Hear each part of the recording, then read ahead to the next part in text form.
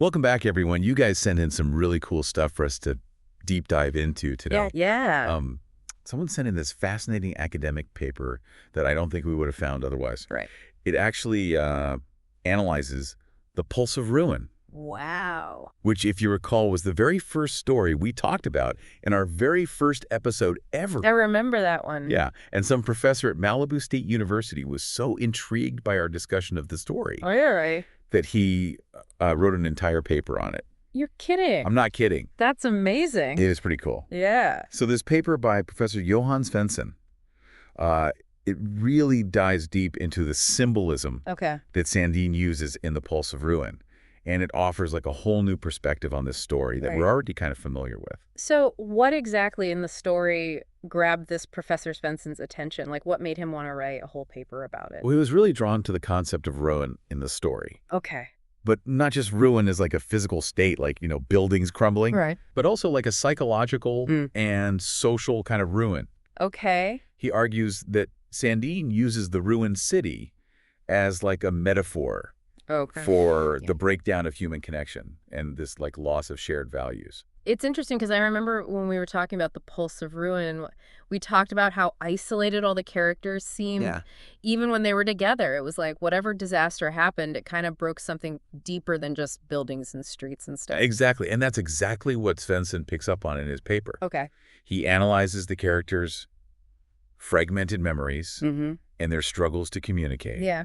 And he suggests that the Pulse of Ruin, it's not just some outside force, like an earthquake or whatever. Right. But it's actually like a reflection of their own internal state. I see. So it's like this internal ruin is kind of manifesting itself out in the world around them. Yeah, that makes sense. So what does all this mean for like the average person reading this story? Right. Does Svensson's analysis like change how we should think about the Pulse of Ruin?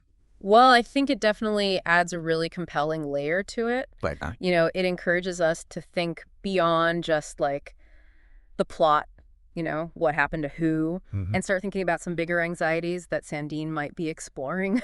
Like what? Like social decay. Okay. The dangers of like individualism and isolation. Well, yeah, and it makes you wonder, like, if those anxieties were present in a story written, years ago, Right. how much more relevant are they today, with everything that's happening in the world?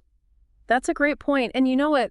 Svensson actually touches on that exact thing in his conclusion. Really? Yeah, he suggests that the Pulse of Ruin can be read as a cautionary tale Okay. about the dangers of, us being divided as a society and about the importance of finding common ground even when everything's going crazy. That's super interesting. Yeah. And I love how this all came about, Yeah. Just a casual conversation that we had here sparked this whole, like, academic deep dive. Right. And now that's giving us a whole new way to look at this story. And even, Both the world. the world around us, yeah. Yeah. And it just goes to show, you never know how ideas are going to travel and what's going to inspire people to really think. Right. Who knows what other hidden gems are out there, Exactly. just waiting to be found and talked about.